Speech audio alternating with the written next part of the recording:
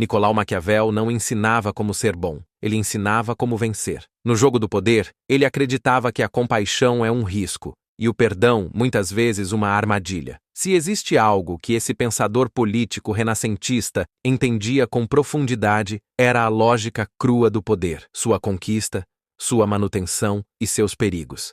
Ele escreveu O Príncipe no início do século XVI, durante uma época turbulenta, onde a Itália era fragmentada em cidades-estado e dominada por traições, conspirações e disputas sangrentas pelo controle territorial. E foi ali, em meio ao caos, que ele observou algo simples, mas brutal. O inimigo, quando não é eliminado de forma definitiva, sempre volta, mais forte, mais cruel, mais disposto a acabar com você. Maquiavel escreveu que os homens devem ser acariciados ou destruídos, pois se apenas ofendidos, se vingarão, mas se destruídos, não poderão fazê-lo. Isso resume a lógica por trás do tratamento que se deve dar ao inimigo. Não o deixe ferido, não o deixe ofendido, destrua-o por completo ou não o toque. Esse pensamento pode parecer frio para os padrões modernos, mas é extremamente funcional. Para Maquiavel, o governante que deseja manter o poder deve evitar duas coisas: ser amado demais, pois isso o torna dependente da aprovação popular, e ser odiado ou desprezado, pois isso torna sua queda uma questão de tempo. O ideal, dizia ele, é ser temido, mas respeitado. A primeira lição essencial que ele nos oferece é que o inimigo nunca pode ficar parcialmente derrotado. Isso vale tanto no campo militar, quanto no político, nos negócios e até nas relações interpessoais. Quando você derrota alguém, mas não quebra suas bases de poder, como aliados, dinheiro, reputação ou canais de influência, está apenas adiando a próxima batalha.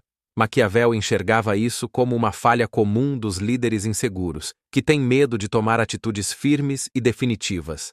Ele via isso acontecendo com frequência em príncipes que venciam batalhas, mas mantinham antigos inimigos vivos nos bastidores, por pena ou por medo de parecerem cruéis. Resultado: conspiração, traição, guerra civil. A história está cheia de exemplos assim. Júlio César, por exemplo, é um dos maiores nomes da história de Roma, um general brilhante, carismático, estrategista nato, mas cometeu o erro que Maquiavel mais alertava. Perdoou seus inimigos, trouxe-os para perto, inclusive Brutus, a quem tratava como um filho, e foi traído. Nas escadarias do Senado, cercado por homens que ele havia perdoado, foi apunhalado 23 vezes. Brutus, o protegido, foi um dos assassinos. Maquiavel teria previsto esse desfecho com facilidade, porque para ele não há meio termo com quem deseja sua queda. O inimigo perdoado pode sorrir, mas por dentro ele guarda rancor, e o momento ideal para o acerto de contas. A segunda lição é igualmente poderosa. Jamais confie em inimigos domados. A ilusão de reconciliação é perigosa. É tentador pensar que se pode converter um inimigo em aliado.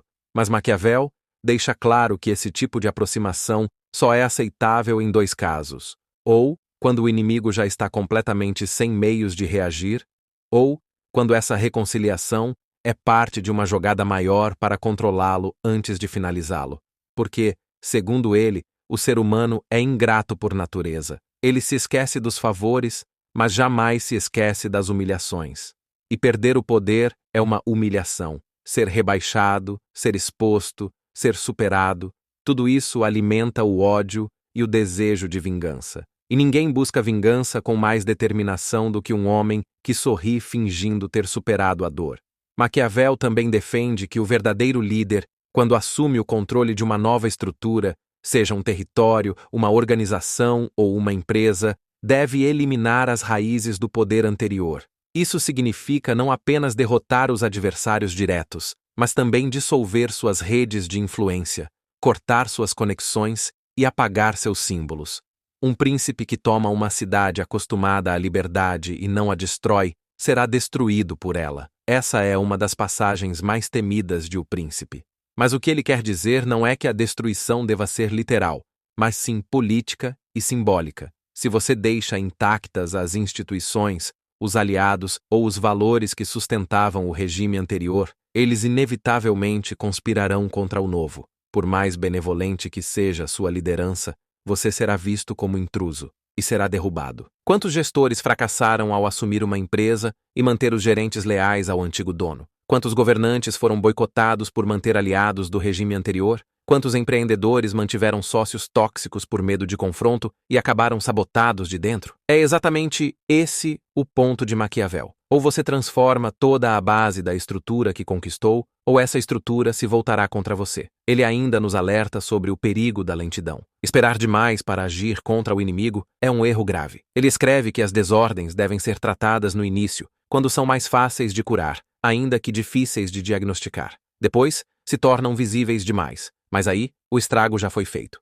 Esse ensinamento vale para qualquer pessoa que ocupe uma posição de liderança ou comando. Se você percebe que há um movimento de oposição se formando, não espere que ele se manifeste abertamente. Não espere que cresça. Corte pela raiz. Faça o que precisa ser feito antes que se torne inevitável. Maquiavel elogia líderes que têm a sensibilidade para identificar uma ameaça ainda pequena e a coragem de agir sem hesitação. E aqui entra uma das frases mais conhecidas do autor. É melhor ser temido do que amado, se não se pode ser ambos. Maquiavel não era um defensor da tirania sem sentido. Ele acreditava que o líder precisava evitar o desprezo e o ódio. Mas quando for obrigado a escolher entre amor e temor, que escolha o temor. O amor é volúvel. As pessoas mudam de opinião, traem, se cansam. O medo, quando bem administrado, é mais estável. As pessoas podem não gostar de você, mas obedecerão. E o inimigo respeitará a distância. O problema surge quando o líder tenta ser bonzinho com todos, tenta agradar a todos, tenta manter paz com os adversários.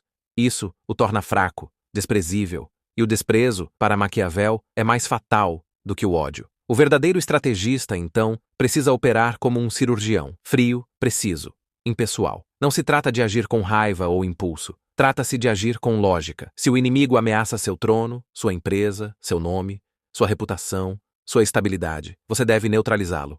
Com inteligência, com velocidade, com eficácia. Neutralizar não significa necessariamente destruir sua vida, mas sim seus meios de influência. Corte suas conexões. Exponha suas contradições. Coloque-o em uma posição onde ele não consiga mais te ameaçar. E depois, siga em frente. Maquiavel não ensina a ser mau. Ensina a ser eficaz. Ele não defende a crueldade gratuita, mas sim a ação cirúrgica, feita uma única vez, de forma definitiva, para que nunca mais seja necessária. É por isso que ele diz: as injúrias devem ser feitas de uma vez só, para que ofendam menos. Um ataque prolongado cria mártires. Uma punição lenta cria heróis, mas uma ação rápida e definitiva apaga a resistência.